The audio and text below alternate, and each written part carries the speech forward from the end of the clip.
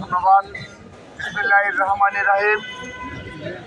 আমি সত্যিকার অর্থে যদিও মাগরিবের আজান এবং নামাজ চলছে, সেজন্য আমি প্রথমেই শুনছি।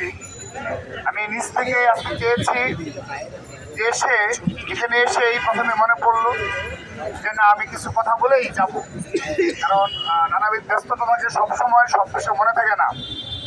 আজকে যে বিষয়ে আমি সত্যি কথা মনে পড়ছে আমার, আমি যখন সিনিয়র যুগ্ম সাধারণ সম্পাদক ছিলাম এই ঢাকা মহানগর পূর্ব ছাত্র দলে, যখন সিনিয়র যুগ্ম সাধারণ সম্পাদক ছিলাম,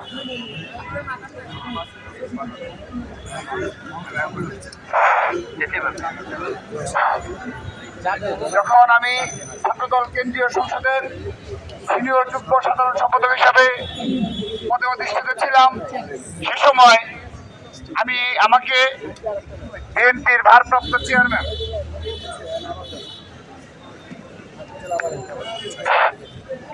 ভারপ্রাপ্ত চেয়ারম্যান জনাব তারেক রহমানের সরাসরি নির্দেশনায় আমাকে ঢাকা মহানগর পূর্ব ছাত্রদল এবং ঢাকা মহানগর দক্ষিণ ছাত্রদলের তদারকির দায়িত্ব দেওয়া হয়েছিল। সেই দায়িত্ব পালনকালীন সময়ে আজকে আপনাদের উপস্থিতিতে আমি দীর্ঘদিন যাদের কারণে এই খুনি ফ্যাসিস্ট হাসিনার সময়ও এই ঢাকা মহানগর পূর্ব ছাত্রদল সর্বোচ্চ সুসংগঠিত ছিল। রাজপথের ঢাকার